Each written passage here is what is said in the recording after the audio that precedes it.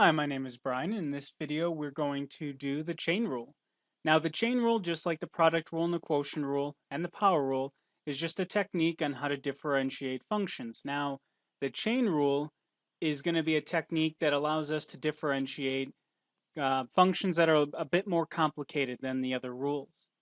Now, I do want to mention that all the derivatives still follow the same rules as before. So, for example, if you were to differentiate a function u to the n, much like x to the n, but now it's u to the n, it still follows the same rule as the power rule. You would bring down the n, and then you would subtract 1 off the exponent. But the chain rule requires you to then differentiate u. That's what this u prime is. Now, why there's a u prime, that would be covered in a different video. This one is just so you can get used to the chain rule and to figure out how to identify when you should be using the chain rule.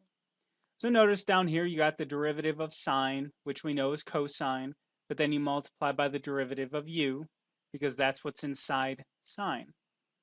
The derivative of cosine is negative sine. Again, notice that inside cosine is a u, and so you differentiate u. Now u is going to be a function of x. So I guess we can write something like u equals g of x. So u is going to, it's not going to just be a single variable, but it will be a function of x. We'll see in a moment. The derivative of tangent is secant squared of u, but then times the u prime. And then derivative of secant, secant tangent times the derivative of u. So again, notice that every single one of these has a u prime at the end. Okay, here's two examples. One requires the chain rule, one does not. Now this over here, that's just a normal power rule. What's the derivative of 3x to the fifth? Well, you're going to take the 5, you're going to bring it down. So that's going to give you 3 times 5, x to the 5 minus 1, which is going to be 15 x to the fourth. Now over here, it's very similar. Notice you have a 3, you have an exponent of 5, but inside, you don't have just an x, but you have another function. This is what u is, okay? Now, the rule still applies, just like we did over here. You have this exponent. You're going to bring it down. So that's going to give you 3 times 5. And then inside these parentheses, you're going to write sine x, because remember the rule, if you had the derivative of 3u to the fifth, then it's going to be 15 u to the fourth, but then times u prime. So in this case, u is sine, so you're going to put sine x inside, and then you're going to finish off the problem. So you subtract 1 off the exponent 5, and you get 4. But then you're going to immediately multiply by the derivative of sine. So I'm going to write sine of x, and then with a prime. So this means differentiate. Okay, so let's go ahead and finish the problem. We have 15. You're still going to have the sine x inside, raised to the fourth, and then times the derivative of sine, which is cosine. So you can see that these two are very similar. You still have your 15 something to the fourth. Here you have 15 something to the fourth, but then you got to multiply by the derivative of what was inside. Let's go ahead and try another one. Okay, in this example, we're taking the derivative of tangent. Now the derivative of tangent is going to be secant squared of x. That's not too bad. Now, why is this one the chain rule? We'll see can you identify the difference between these two? Here you have tangent of just a single x, where here you have the tangent of something more than x.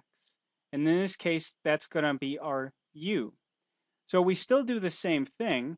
It's going to be secant squared of u, which is that negative 15x squared. And then you're going to multiply by the derivative of negative 15x squared. So let me write negative 15x squared with the prime. Okay, so again, secant squared of x, secant squared of, again, whatever was inside. And then we're going to finish off the problem. So we're going to get secant squared of negative 15x squared times the derivative of negative 15x squared, which is going to be negative 30x. For our next example, we have the derivative of the square root of x, and then over here the derivative of still looks very similar to the square root of x, but again, inside that square root, we have another function which I call u. Now, when you differentiate the square root of x, remember that it is not in the right form and that you should rewrite the square root of x as x to the 1/2. So that way, when you differentiate, you can use the power rule, which is going to be 1/2. So you bring down the 1/2, x, so rewrite the base, and then subtract 1 off the exponent, which is negative 1/2. So let's go over here and do the same thing. You need to rewrite this so that we can use the power rule. So I'm going to rewrite that as 1 over x plus x, all raised to the 1/2 power. So now I can use the chain rule. So this is going to equal 1/2, leave the inside alone, so that's going to be 1 over x plus x to the negative 1/2, and then you multiply by the derivative of the inside, so that's going to be 1 over x plus x. Again, this means derivative. So let's go ahead and finish the problem. We have 1/2, 1 over x plus x to the negative 1/2 times. Now this piece right here, that's also not in the right form. So we're going to rewrite that as x to the negative 1.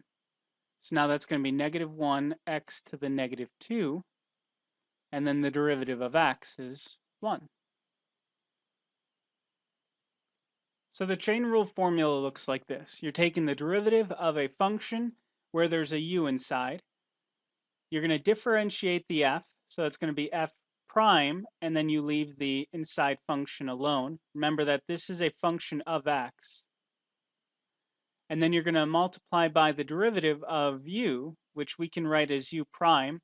You might also see it written like this, f prime of u times, you might see this notation, du dx. That's the same thing as saying u prime. Another way you might see this is in this form, where you have f of, but now instead of writing u, we're actually going to write g of x, a function of x. This is, again, technically u. And then the formula is going to be f prime.